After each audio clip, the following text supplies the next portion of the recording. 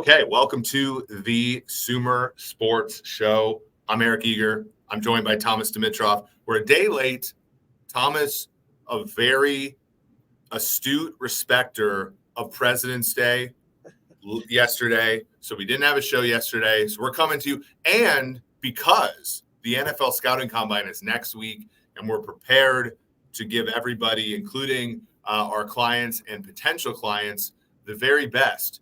That is Sumer Scouts and Sumer's analysis, basically on all the players, on all of our tools, on all of our basically metrics and everything. We're going early today so that we can wrap up all of our preparations for the combine.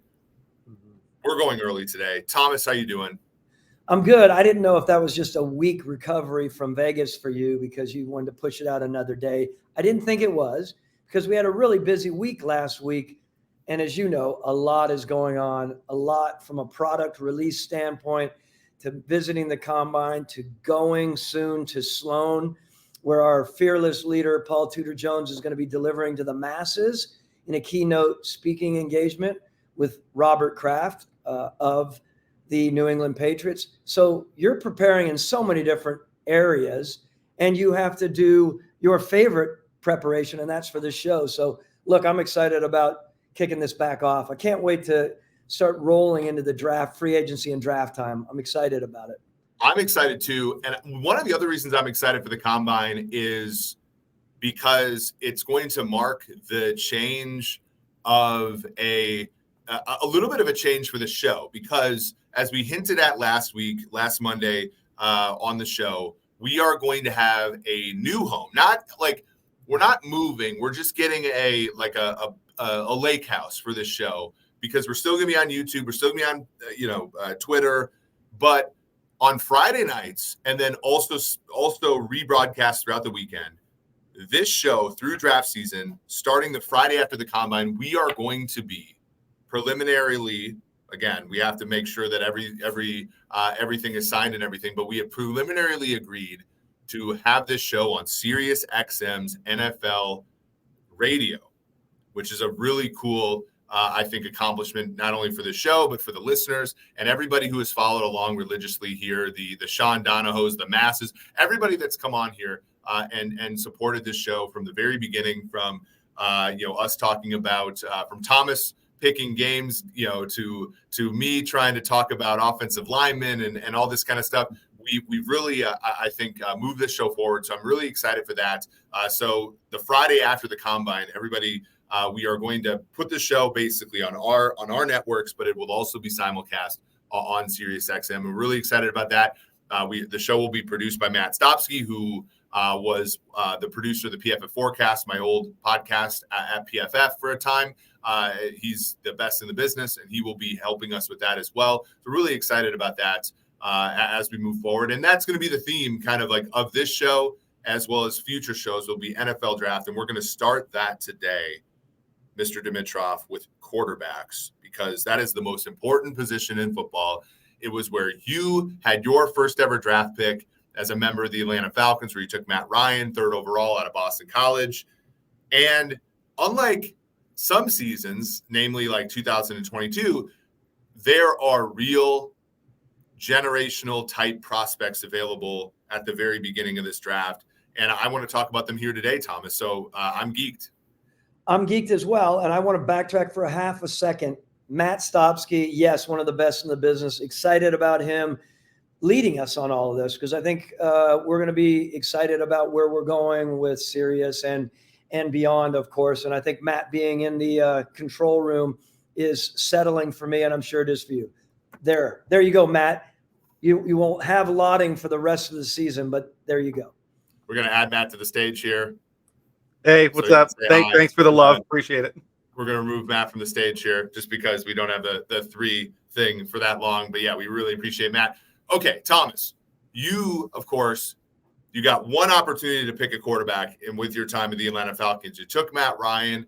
Whether or not Matt Ryan belongs in the Hall of Fame is up for debate, but he was the best Falcons quarterback that's ever lived, and obviously took you guys to great heights. You nailed that pick. if you're sitting here and you are Ryan Poles at pick number 1, you are Adam Peters at pick number 2, or you are Gerard Mayo / the kind of consortium that now is the New England Patriots front office that has still yet to name a GM, or a bunch of other individuals who are looking to maybe trade up. There is a collection of quarterbacks that we're going to talk about today. Where do you want to start? I want to start by saying absolutely disagree with you. It's not up for question that Matt Ryan is a Hall of Famer. He is. It may be up for debate whether he's a first ballot, and that's beside the point. You know this. Most Hall of Famers don't love when people start talking about first ballots, kind of like it's flippant, right? So we have to give everyone the respect. I think Matt categorically is a Hall of Famer. It's just a matter of when. There, I've said that as well. Now, moving forward on quarterbacks, are you going to debate me on that again? Because you might have a debate point. I mean, he missed 1.5 games in 14 years for us at Atlanta, and he did some great things, and we really, literally got to the Super Bowl, but we actually he won an MVP. Like, there's not that many quarterbacks that win an MVP in this league that don't end up in the Hall of Fame. To your point, I think he'll end up being there. I mean, the question is like, before we get to the guys that are coming in this draft, it's a question of like, Matt Ryan's a much better player than Eli Manning, but Eli Manning won 2 Super Bowls. And so like, who gets in first, right? Because both guys are kind of in depending upon how you frame it, both guys are deserving. I think Ernie Accorsi would say, of course you put Eli Manning in the Hall of Fame. We drafted him, or we drafted Phillip Rivers, and then we traded for Eli Manning for the reason that he gave us 2 Super Bowls. And then you would say, you drafted Matt Ryan and he gave you exactly what you wanted, which is steady, consistent, elite play at the quarterback position. And, and ultimately, I think both guys have a really good case. And that's just an example of how tough it is, because the league was in your own division, you had Drew Brees, who's also a Hall of Fame caliber player. And it was, and the fact that it's even a question that Matt Ryan's going to make it is probably because of Drew Brees, because you probably win 10 straight division titles if it wasn't for Drew, right? So it's an incredibly interesting question, because he came in at a time where quarterback play was at its peak in the NFL, which kind of transitions into where we are now, where quarterback play is not at its peak in the NFL. The fact that we're going to talk at the end of the podcast about Kirk Cousins again being the crown jewel of a free agency class at 36 years old, speaks to the fact that this league needs an influx of young quarterback talent now that Matt's out of the league, that Drew Brees is out of the league, that Tom Brady's out of the league, et cetera, which means that nailing these picks and putting these guys in the proper environment is essential to this process. So I would say, and it is a perfect segue. We know the quarterbacks are basically what is hung over any general manager's head, right? We've talked about this many times, and I don't want to beat it to death, but it is what it is. You can't be considered a top-notch team builder / general manager in this league without picking a legit quarterback somewhere. Whether if you didn't necessarily do it in the draft, you needed to definitely secure it in free agency consistently. So we know how important that is. You are judged by who you put at the helm, along with the coaching position, of course. But as a quarterback, it's vital. So we start talking about, it's not always, Eric, about the best, the most elite athlete, the most elite passer, the strongest arm. We've seen that many times. There have been great strong arms out there that have not survived as quarterbacks in this league. It's about taking the entire picture into consideration, right? So many levels. Before we get into the literal talent that these guys have, their skills, and we can talk a lot about that. And we will over the next couple months for sure. Understand that there is an entire package there that you need to consider. And you can't get away from something that is very difficult to measure in data. And you know that: psychological, passion for the game, work ethic, heart. These are all things that we've talked many, many times at Sumer. Could we pull out anything that would give us an indication of some of these much more subjective evaluations. So I guess what I'm saying in the end is it's going to be really important for us to go into these sessions moving forward and to talk a lot more about how we're going to look at everything from a big picture data as well as a subjective standpoint. Yeah, and it's interesting to your point. Like there are so many things that we've found, that, and quarterback's the biggest one, right? There's few of them that get drafted every year, and there are relatively few data points that translate incredibly well from college to pro. The one I do want to talk about, and let's not start with the guy who's going to be considered the top pick. Let's start with the guy who's going to be considered the third pick, because I had a tweet this week, which I know, Thomas, you're not on Twitter, but I would guess that if you were on Twitter, you would have a much more entertaining account than me. But I tweeted this out. Are people concerned that Jaden Daniels' college pressure to sack ratio, which is really like pretty poorly named, I'm going to go after my old employer here. It should be sack to pressure ratio because it's sacks divided by pressures, was really high. And that has traditionally translated better than basically everything we've measured for college quarterbacks. Are people concerned about that, or is this one different? I think a lot of times we look at players, and if we really like a guy, we overlook some of the question marks here. And if we don't like a guy, we look at the bad things and we gravitate towards that. When I watch Jaden Daniels play and I look at his statistics, they're phenomenal, especially last season. But there is this one thing that in 2022 with LSU, 30% of the pressures he took turned into sacks. And that has almost always translated from year to year. When you see that as a team builder, when you see that as an evaluator, and you're looking at the traits that a player has, what comes up in your mind? Well, I want to mention the next part of that stat and data that I had been giving was the idea that it was 20.2%, right, in 23. So there's an improvement there. And I know in our conversations earlier, you were asking me, is that something to be concerned about? Are we buying that? So I know I have an opinion of whether I'm buying improvement. I do buy improvement.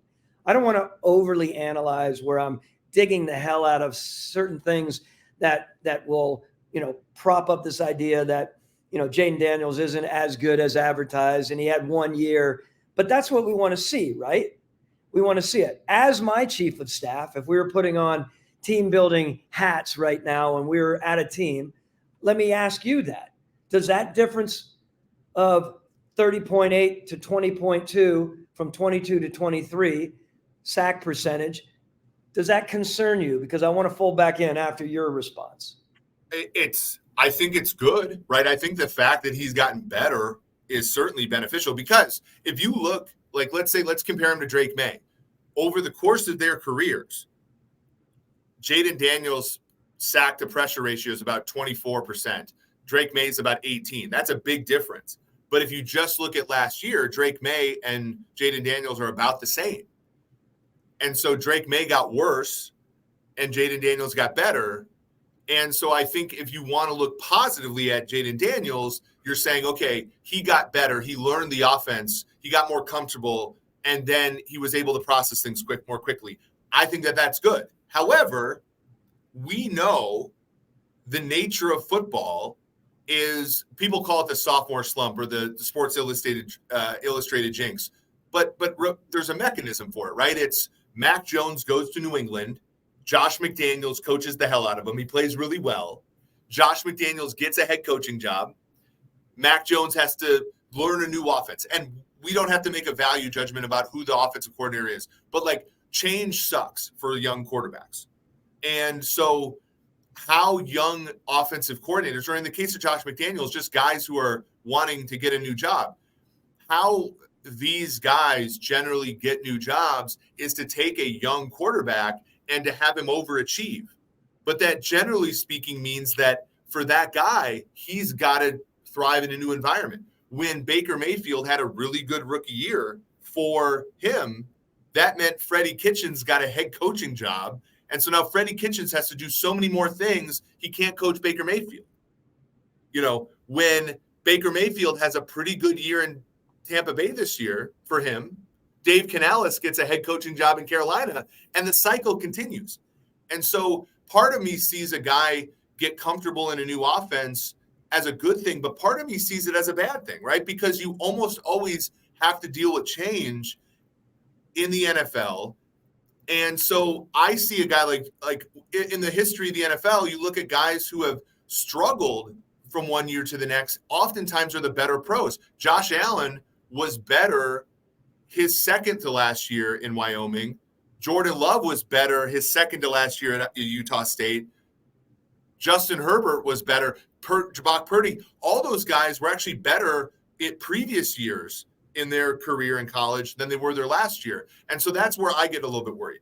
I guess, again, guy transfers from Arizona State, right? Solid, everything going well, comes in, gets 2 years in here. We want to see that as GMs, right? And personnel departments. We want to see the ever improving, the evolution of an individual as a player. I mean, simple fact, 7.5 yards per pass attempt in 22 versus 11.5 this year. Like, that's what I want to see. And I also want to see, let's put the stats aside for a minute. When I watch this cat play and I watch his ability to get back in there, what is he, 6'3" and a little bit? Yes, he's lean. There's been a lot of lean quarterbacks. They grow into their bodies. This kid is an excellent athlete. This kid has ability to have awareness. He has awareness in the pocket and ability to escape, ability to run when he needs to, and run big. He's got how do I say this? I mean, he's got the courage to run. He's not afraid of taking a hit. I want to be mindful, though, if I'm the GM or the head coach, like, man, just be careful when you're down there. He's taken some big ass hits where guys have sandwiched him, right? Different sides. I think that's important to be mindful as he's moving forward. But he does all that, and then he can sit back in there and pop the deep ball. I think he can pop at all levels. He gets the ball out. He runs when he needs to. He can zip it in. I just think you're seeing the growing of a quarterback that can be very good in this league. Again, remember, I'm conscientious about not using the overly exaggerated phrases that an Eric Eager will often use. I'm only because I want to make sure. Am I claiming he's going to be very good in this league? Is he going to be excellent, or is he going to be rare? And remember, our rare grade is a 9, excellent is 8, 7 is a very good. So if I'm flipping this back to you, you look at him and you look at how he's growing right now, early stages of our draft. We'll talk about him so many times over the next couple months. Where do you see him now? Do you see him as a top tier? Do you see him as excellent or only very good at this point? I would probably, and again, just have some patience with me because I don't scout. Like, I would say I would put him at a 7.5. Like, I think he's a very good prospect. I think if a team chooses him in the top 3, there's no backlash from me. Like that, to your point, I think you said this to me off air in the office today. You have to pick somebody, right? And he's not Malik Willis. He's not even Will Levis. He's better than that. Yes. So you have to take, and if you are a team like Washington, who has tried the Sam Howell bit, has tried the Alex Smith bit, has tried the every way possible, even the Dwayne Haskins at 15, and God rest his soul. Like, you've tried every single way. You tried RG3, right? You got to get an elite. An elite's the wrong word. Sorry. You have to get a player with the upside to compete, because you look at your division and the Eagles were just in the Super Bowl. The Dallas Cowboys were just the 2 seed in your own conference. The New York Giants are a team that has competed before. You're not going to win without trying to get a quarterback who's going to have a Matt Ryan type outcome, and you're not going to get those players at pick 15 and pick 30. So you have to try. So if a team took him at 3, or 2, I wouldn't be upset. Well, okay, let's go as far as this. If a team takes him at 2, you wouldn't be upset. Why the hell would you be upset if they took him at 1? I'm only throwing devil's advocate here, only because we know Caleb Williams is special. And both of those guys, in my mind, are excellent. Some might claim rare, right? but they're top tier guys as well. I think Drake May is right in there. You have 3 quarterbacks in the top 6 picks. There's going to be a lot of salivating contemplation, so to speak, when you're all the way up to 12 and you're thinking, man, how do I get up there to get one of these 3 quarterbacks?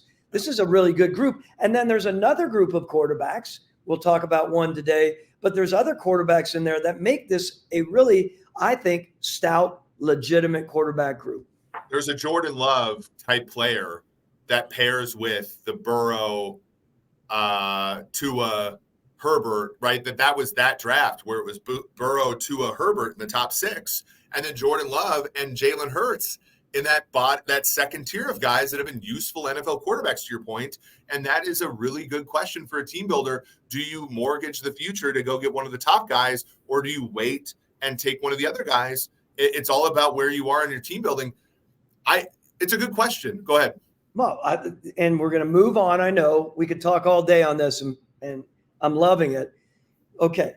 So once again, you're in a situation at the number 1 pick where you have someone who's just a little bit shorter, called the way it is, than some of the other prospects, right? We saw what happened at Carolina. Not saying that's why, but a lot of people started taking shots early on when they started seeing, Bryce out there on the field, right? And they're like, whoa, I thought he might have been even a little bit bigger than that 5'10" or whatever it is. Now you have an opportunity where you have, again, I want to see him on the tape. Is he a 6'2 3/4? Is he a 6'3"? I'm talking about Jaden Daniels. And where does Caleb Williams come in, right? So all I'm saying about the first overall pick, and I know there'll be people that would argue with me, as a general manager and a head coach, you have to sit down and look at all 3 of these, and you have to look beyond just the arm strength. You have to look beyond the movement in the pocket and how many rushing yards. You have to look to character. You have to look to intelligence. You have to look to resiliency. I mean, all these things that buddies of yours who are in those quarterback analysis positions, a number of them that you talk about all the time, they're going to look at it and they're going to say, all right, let's do our due diligence and make sure we don't just say 100%, 90% we're going to take Caleb Williams. You have to look into all these elements. And some may fit. Drake May, we might not even be talking a whole bunch about Drake May right now in this top 3 because we're thinking it's 1 and 2 somehow. But that may not be the case. There may be a team out there that's looking for Drake May's makeup. I'm not just talking about character, but makeup. We should make a bid. It's Dre's makeup. There you go. I got it. Well, so I want to ask you a question because this is where I've come to appreciate this so much more working with you, because there's, you watch football players and you realize like production is different than traits. And I'm not going out on a limb here. Jaden Daniels' 2023 season is the best quarterback season of any player in this draft, correct? Like Caleb Williams last year in 22 was not as good as Jaden Daniels was in 23 from a production, right? Production does not equal production. But we have seen that the final year production can be indicative, right? You remember 2018, Baker Mayfield kind of leaned in at the tape and beat out Sam Darnold and Josh Rosen. And Josh Rosen and Sam Darnold prior to that draft were considered better prospects than Mayfield for a number of reasons, right? Makeup, size, all this stuff. And Baker, just because he was so productive at the last year of Oklahoma, won out. And there were things there. Now, one of the issues, though, was the 2 best quarterbacks in that draft were not Rosen and Darnold. They were Lamar Jackson and Josh Allen. Josh Allen's the 2nd best quarterback in the whole league. And that's where I get a little bit – that's where I look at Caleb Williams, and I think Williams was a much better player production-wise in 2022 than he was last year. There were so many kind of other than losing to Utah twice, there weren't that many flaws on his sheet in 22, right? Then you look at this season, Thomas, and I kind of want to bring this up to you. His pressure to sack ratio went from 16% in 2022. So when he was pressured, he was only sacked 1 out of every 6 pressures in 2022.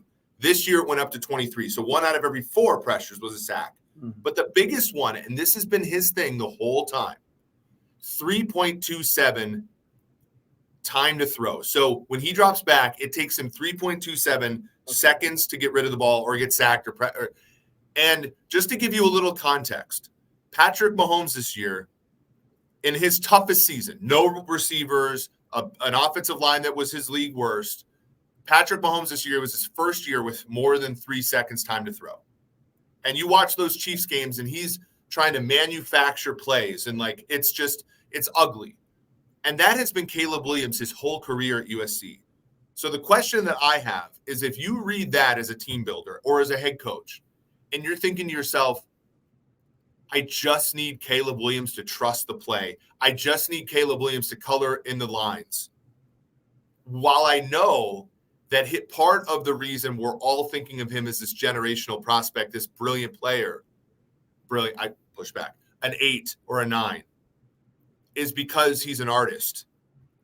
Yeah. How do you reconcile that? Because that's where I look and some of the red flags come up for me because I think to myself, sometimes some of these great quarterbacks struggle because the offense just needs them to succumb to the easy throws. I just need an easy throw. I need you to get 7 on 1st and 10 as opposed to running around and taking a hit. Do you get worried about that? Look, let's immerse ourselves or project ourselves into a draft room with some intense conversation about this. If you're a supporter of Caleb, you're saying it's all creative, it's athleticism, it's awareness. You go, and it's what we want.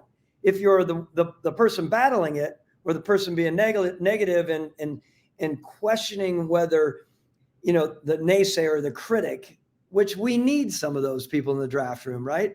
They are suggesting what you're suggesting. Oh, am I concerned? Could he do that in the NFL when there's a lot more pressure on him and he's not going to have the same amount of time, but he's going to have more time than 3/4 or even more, 80% of the quarterbacks out there, I believe, given his creative ability. So all I'm saying is understand that when we are discussing those guys inside those hallowed halls of these buildings, there's going to be the counterpoint on it. And I think it's up to us. You brought up context. I will say this all the time, and Eric hears me say this to all of our listeners. Context. For football people who are talking more and more data, they need context. It's not just Patrick Mahomes.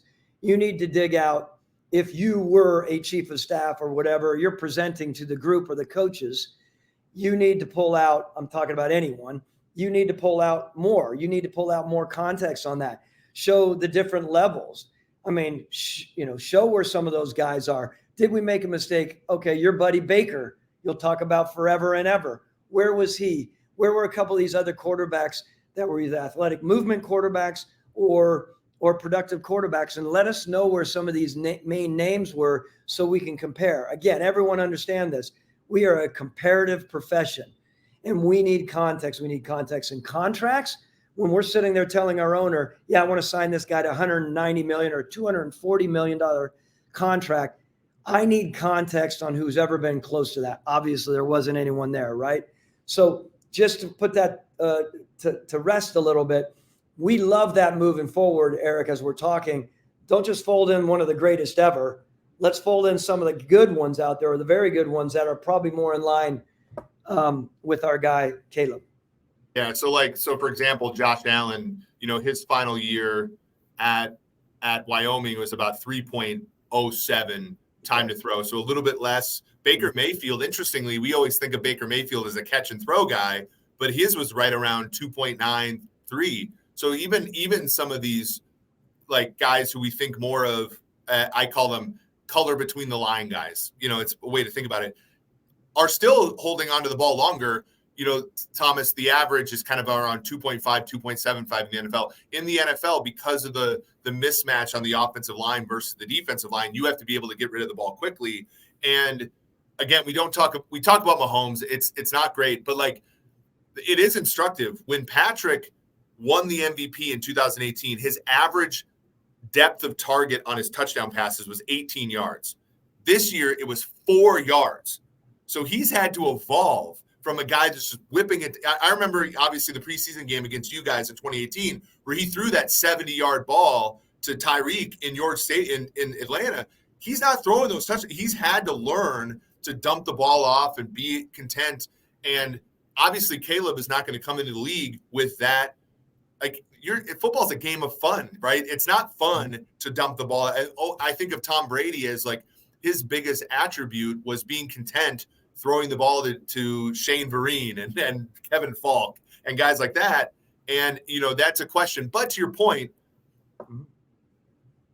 you want to have the guy who's capable when the game's on the line to whip a ball downfield the way that Caleb is, because no one in this class has the arm angle, the elasticity, and all that stuff that he has. His adaptability and movement and throwing here, throwing there, off bounce, all that. You mentioned or alluded a little bit earlier on Caleb's sack, right? His taking of sacks in 23, I think it was 23.2 versus this year or last year at 16%. And what, we've talked about that. What happened here? It's the other way, kind of, right? From Jaden. Are you concerned about that? Is this something where we're concerned about D coordinators coming in after the winning of a Heisman and saying, we're going to stop this dude? And what causes that? And have you dug in any more that way? Again, if I were to ask you to present me with the right data. Well, yeah, I think that there's two ways to look at it. There's the regression. So statistically speaking, it's not as big of a red flag as you think, because a lot of times these quarterbacks with really with good traits when you have the great traits, you show it quickly in college football. Justin Herbert as a sophomore at Oregon was already being considered a top pick. Even Tua Tagovailoa was more efficient as a younger player at Alabama than he was as a junior and senior. I can't remember if he declared early, but like Josh Allen, same thing. Jordan Love, same thing. The thing that you get worried about is the book out on this guy? But I actually think it's a little bit different. I think that if college defensive coordinators can kind of figure you out a little bit and you still can be pretty productive. And when you look at Williams' stats, they're not as good as 2022, but they're not awful, right? He's still averaging like 8. Like, you look at Caleb Williams, for example, with a clean pocket, Caleb Williams averaged 10 yards a pass attempt with 22 touchdowns and 1 interception, meaning when they blocked up the play, he was still phenomenal, right? Statistically. And so I think that bodes well, right? Whereas the worry about a guy like Daniels, who is not a one-hit wonder, he was still a good college player the whole time, but a guy whose best year is as a senior, the worry is that the first time he's going to hit adversity is in the NFL, where everything is already faster. Whereas a guy like Caleb, if he already hits a little adversity in the college, he's already thinking about how to adapt. Mm-hmm. And I think that's a good trait. And we've seen that, right? And the guy, Sean is over here modeling this in the other office. It's oftentimes more predictive if you use the guy's best college season and not necessarily his last college season, if that makes sense. It makes sense. And I was going to ask you, back to context, and I don't want to put you on the spot here. You talk about that 33.2% pressured pocket this year for Caleb. Where are we in the NFL versus the NCAA, and how much, without getting into specifics, maybe you have a take on it, how much more of an issue is it? In college, we know sometimes they're running around doing all kinds of stuff like we have seen, and they're able to get the balls off, and we know that's not happening in the NFL. That pressured pocket in the NFL, what is a let's call it an upper tier quarterback? What is his pressure in the pocket? Is it significant? Is it significantly more or less? Yeah. So last season, 2023, the leader in the NFL was Justin Fields. He was pressured on 49% of dropbacks. Daniel Jones, Will Levis, Zach Wilson, Tommy DeVito, Bailey. So now you're also getting an idea of the quarterback bears some responsibility for the pressure, because all the guys I'm talking about are not particularly good players yet. Yeah. Russell Wilson's at 41%. Jalen Hurts, interestingly, with that great offensive line in Philadelphia, is at 41%. Bryce Young's at 41%. The guys who face the least amount of pressure, Tua Tagovailoa at 25%, Trevor Lawrence, interestingly, at 30%, Joe Burrow at 31%, Jordan Love at 31%, Derek Carr. The guys at the lower end, those guys are schemed, right? Miami is schemed. Jacksonville schemed. Cincinnati, now, we all talked about how bad Cincinnati's offensive line was when they were making the Super Bowl push.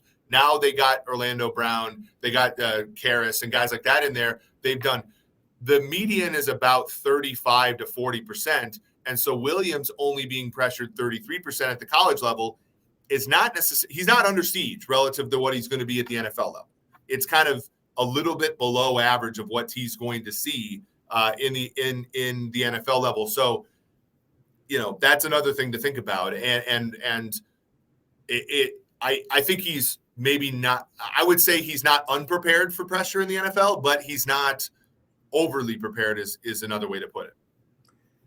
Great discussion. I mean, I know there are other quarterbacks out there in this group. We haven't talked about Drake May, and we can touch on him or not, or we can go to someone else that you've been bringing up, some big-time Michigan quarterback that maybe because we're talking about Coach Harbaugh a little bit. Do we want to go there, or do we want to talk Drake May for a minute? Well, so we'll talk about May a little bit later. I think that May is a classic example of kind of like traits versus production. McCarthy's another one. So I want to touch on one brief thing with McCarthy because I want to get your take on this. Because Harbaugh is a championship coach. They won a championship in Michigan. They've made 3 straight college football playoffs. McCarthy very clearly has some positive traits to him. However, I like to look at what the coach asks a player to do. And if I'm looking at Harbaugh, and he can say all these things about J.J. McCarthy, and he says glowing things about him, but when the chips are down, he's giving the ball to Blake Corum, and he's giving the ball to Donovan Edwards and the running backs in Michigan, and they have a great offensive line. You look at those guys are going to be drafted kind of at every round in this draft coming up. Do you get worried when a guy in college doesn't have the kind of volume, when his offense doesn't depend upon him, when he's not the best player on his own offense? Do you get worried about that? Yes, of course I do. And I also get worried about people lauding players for their run of wins throughout high school, right? Mm-hmm. And college, because we've seen some great ones out there leading up to that. And then when they made it into the pros, they're not thriving. They've had a great run, and God bless them for it. I think it's amazing. I'm not throwing a dart at JJ. I like JJ McCarthy quite a bit. There was talk early on that he was a mid second to third rounder, and there's no doubt in my mind that he's going between 20 and 32. That pocket there, I think, if not earlier, you never know. There's some people out there talking about the Giants and potentially he's going to go by 15 or even 12. Who knows where all that goes? I guess what I'm saying to you is he's a good quarterback. He's a winner. He's smart. Oh, by the way, you Northern people, he's a hockey player by trade. He loved hockey more than he liked football. I don't know if you read that. I thought it was pretty good. He's an Illinois guy, right? If I'm not mistaken. And he's a guy that's versatile, and he's a winner. I love it. I love what he's done there. Is he a game manager? And are you worried about what some people consider a game manager? But he's got good athleticism. I think he does some really fine stuff when the pressure is on, which I love to see as well. There are guys like this, and we've seen guys like that who are ultimately competitive and pull themselves out of some really interesting spots because of that element, because they're very smart. This guy's, to me, very interesting. Where do you get him? Do you think you really pull him off the board the back end of the first round? I don't know. Yeah, and this gets back to, and there's a really interesting tweet, and we've seen this tweet a bunch ever since Mahomes, right? Where it's, oh my God, look at the success of players who have sat, right? And it's Mahomes sat for a year, Jordan Love and Aaron Rodgers sat for multiple years. You should sit your rookie quarterback. And it's like, if the Jaguars could have sat Blake Bortles for a year, they would have. They tried. They played Chad Henne for 3 games, but they were so bad that they had no choice. Everybody's like, you're not going anywhere. Play Bortles. I think, like, JJ McCarthy might end up in a situation very similar where he goes to, let's say, Atlanta, and they pick him 8th or something, or maybe Atlanta trades back, and Atlanta's got Kirk Cousins as a starter, and JJ McCarthy can learn from Cousins, and then he plays in 3 years, and he does really well. And it's all about like the environment that a guy goes in. I think if you pick JJ McCarthy 3rd, and he goes to the Patriots, and they don't have a fully formed offensive line, and they don't have receivers, and the defense takes a step back because Belichick is so good at making the defense more than the sum of the parts, and maybe Gerard Mayo is not quite as good, and he falters, you have no one really to blame but yourself, because he's not that transcendent kind of prospect, and there are very few of them. So, like, I think of McCarthy as a guy that can go to a ready-made team and be okay and build it up. I just don't see him as the kind of guy that can go and build a team from scratch. That's kind of my take. Yeah, I mean, again, you have to have – I believe this with any quarterback, especially young quarterbacks, of course, any quarterbacks. You have to have the supporting cast. I learned that. I mean, I've been around football a long time, but when I went into Atlanta, I definitely – and this, again, I've said was heresy, that I looked at Mr. Polian and I said, Bill, I think your approach to this, even though the Bills were probably, over many years were heavy competitors, Bill Belichick and Bill Polian, I did look at what they did at the Colts, and they surrounded with the right people. Matt Ryan, as good of a quarterback as I think and thought he was, would never have had the opportunity to thrive as he did if he didn't have the people around him. And I feel I'm happy that we did that, right? We had running backs, we had tight ends. By the way, tight ends. I'll say that many times. Yeah. Put a stall of tight ends around a young quarterback, and your percentage shots are so much better. Air it out when you need to air it out. Get creative with that. I think it's vital. So, which brings me back to JJ. Is JJ McCarthy, let's say he goes to the Giants, Eric. Do you think the Giants are truly looking for a quarterback? Is it time? Because they're not sure what they really have. They're coming off of an injury with a quarterback that I still wonder if that's a lot. That's a big move to be shouldering for Brian Daboll and Joe Shane to tell, Mr. Mara, hey, look, we're ready to go after another quarterback now. I think that a lot of times, and you can speak to this better than me having been in the seat, but a lot of times the move comes from ownership as much as it comes from the front office. And so that message to say, hey, like, let's hedge our bets on Daniel Jones is maybe it's not easy. Maybe, it's not easy. But the conundrum that the Giants are in is if they want to make moves to better their roster, they kind of have to restructure Daniel Jones, which means Daniel Jones is likely going to be on the team longer than the 1 year. Like, they can get out from under Daniel Jones after this year as long as they don't make adjustments to his contract. But they have to make adjustments to his contract to sign other players. And so to make adjustments to his contract, they have to guarantee more, so they're in like a catch-22, which is rough. I think that would be a perfect place to put him. Now, picking him where they're going to pick, which is like a top 6 pick, is a little rich for my blood. I would probably try to trade back and accumulate more picks. But again, there's going to be some team. Every draft, there's a team that falls in love, just like the Giants in 2019 fell in love with Daniel Jones at pick 6 when everybody was thinking of him as a 10, a 16 type of player. There's going to be a team that falls in love with McCarthy, and I think you have to let somebody else fall in love with JJ McCarthy is my take. Here's your data. Of course you're going to say move back. Let me challenge you with this.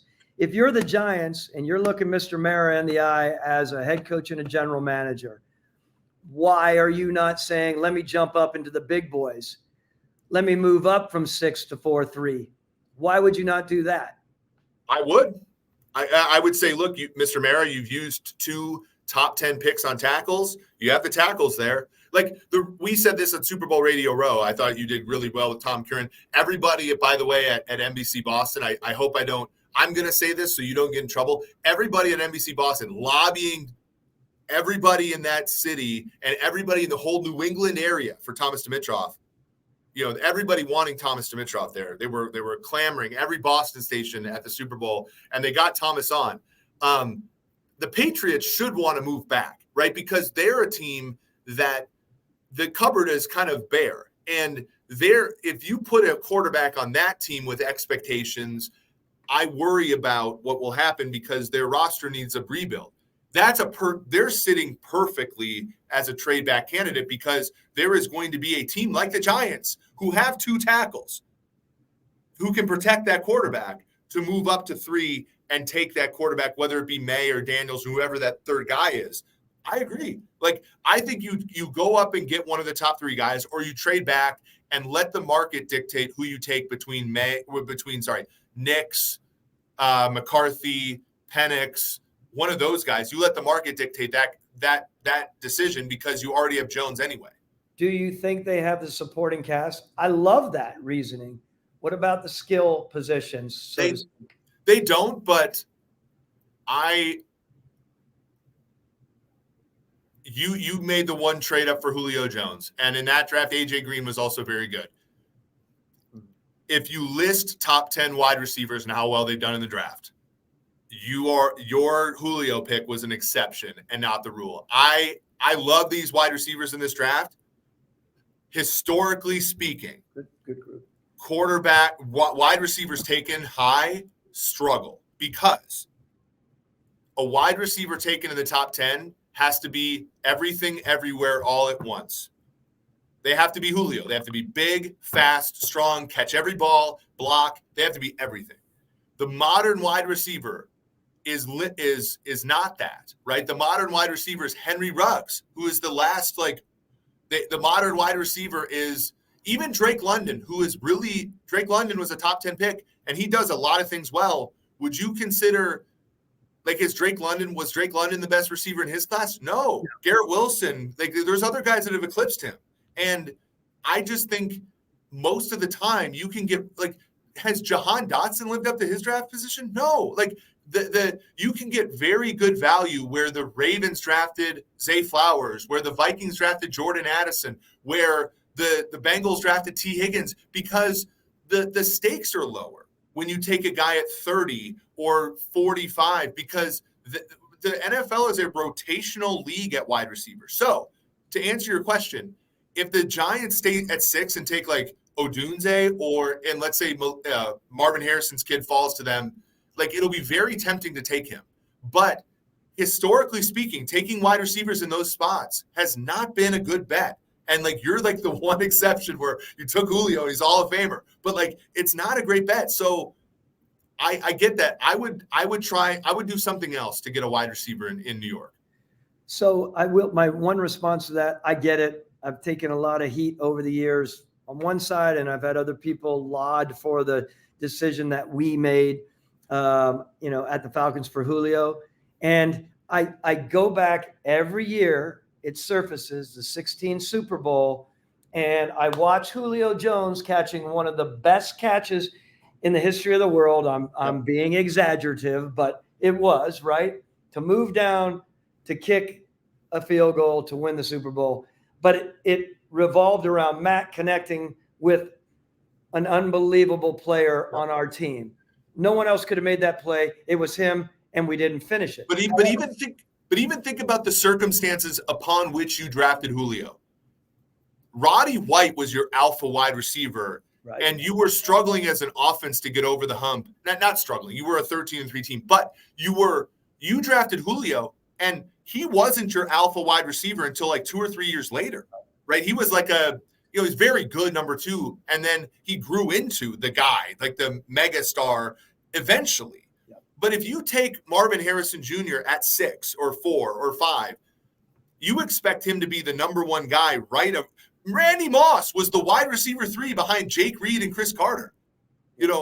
That's where, and so even Julio, now AJ Green with Cincinnati 2 picks earlier was the alpha day 1.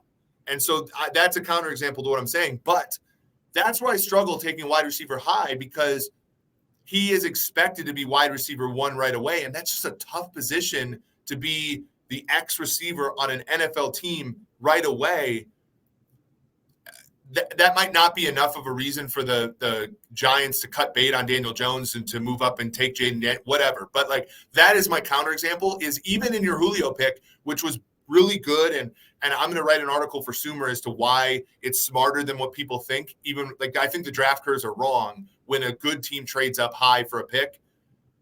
I think that even that pick is illustrative of the whole point, which is you had Roddy White in tow as wide receiver 1, and then Julio in 3 years was wide receiver 1 because he could grow into it.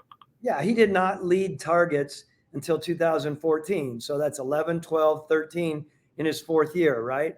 So I'm talking about Julio. So yeah, no, I get it. It's an interesting discussion point, and I would ask you, if you're that smart and that in tune with drafts, how about a little trivia? Who straddled those 2 picks between AJ Green and Julio Jones?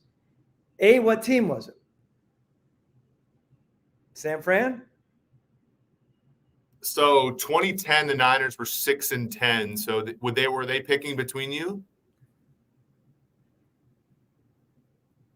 Was it San Fran? Stopsky, look it up. I mean, I could look it up right now. Oh yeah, I know. I should have the answer to this. San Fran was, well, the 2011 draft was. Oh yeah, it was another Hall of Famer. No, Patrick Peterson. Alden Smith. Come on, coach. No. Yes. No, Alden Patrick Smith. Peterson was picked 5th by the Cardinals that year. Yeah. 7th was Alden Smith. 7 with Alden Smith. I was saying straddling the 2 receivers. Yeah, so it went. So this is a hell of a draft.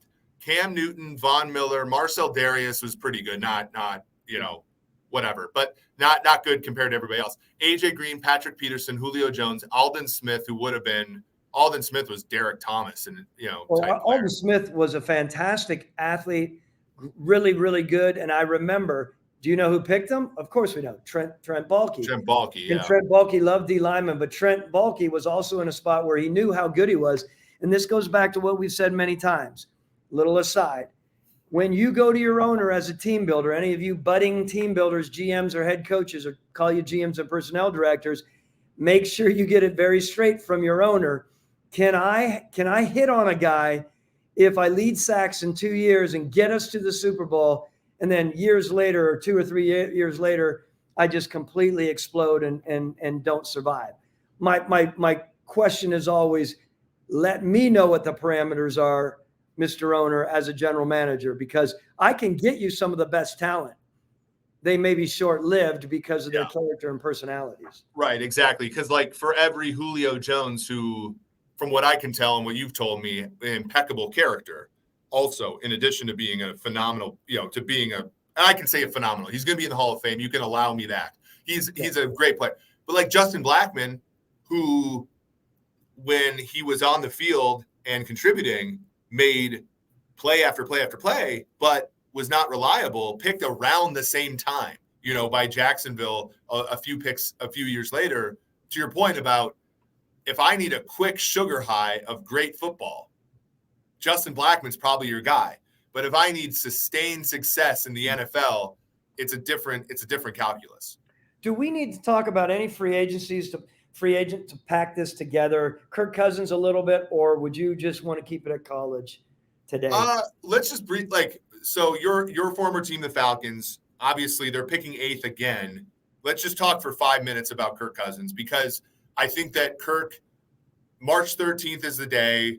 It doesn't look like it could happen, but it doesn't look like the Vikings and them are going to agree to a deal. So Kirk Cousins is going to be a free agent for the first time in 6 years. He is the number 1 player. Mayfield and Tannehill are 2 other free agent quarterbacks. I don't think that they're going to garner the respect that Cousins does. Cousins, it looks like Atlanta is kind of like the classic choice. His wife is from Atlanta. It's kind of a city that's kind of similar to Minneapolis in a lot of ways as far as population and all that stuff. It seems like a good fit, but Cousins to Minnesota seemed like a good fit. And in 6 years, they made the playoffs twice and won 1 game in the playoffs. So if you're Atlanta and you have 3 top 10 picks playing offense for you, you have an offensive line that you're responsible for building that's quite good. It seems like it makes sense. If you were trying to talk the Falcons out of Cousins, what would you say? I would say this to you. Okay, I understand Kirk Cousins has a lot he brings to the table, And I've also said to you many, many times, there are limitations there, especially as he gets older. He's a tough dude. We all love him. Hopefully he wouldn't, injure another really important body part. What I would say to the Falcons, and we'll talk about this a lot, not for the scope of 5 minutes left in this conversation, Eric, but you have a guy named Ryan Pace who used to be the general manager for the Bears. And who did Ryan pick up in Chicago as a quarterback? Well, the second quarterback. So Fields and Trubisky, Okay. Fields. Fields. So with Fields now being kind of talked about, is there more of a comfort level to bring in Justin Fields into Atlanta where there wasn't because they passed it up in the draft, right? There were myriad reasons probably. I can't answer for the Falcons, of course. Go on record to say that. What I can answer for is the fact that when you're at a team and you pick a guy with your first pick, and it's a huge pick, you have a bond with them. They have a lot of respect and trust in a guy like Ryan Pace in that organization. By the way, fantastic football person. Any of the people that used to throw darts, he is. So how much cachet does Ryan Pace have in that building, who has, by the way, a great relationship with Terry Fontenot from their days in New Orleans? To me, this is a whole other topic of discussion that I find fascinating. Yeah, we'll probably have to talk about that next time. I will say that kind of like the one that got away move oftentimes doesn't work because the conditions change. Like I've seen that happen a bunch of times where, the one that actually did work was back in the 80s when Jimmy Johnson tried to recruit Troy Aikman twice. One time to Miami, or tried to recruit Troy Aikman twice. One time when Troy was coming out of high school and he chose Oklahoma, and then the other time when he was leaving Oklahoma and chose UCLA, both times over Miami. And then Jimmy Johnson was like, I'm actually going to draft you so you can't reject me this time. Troy wins 3 Super Bowls. But for the most part, like it has a hard time because the conditions change.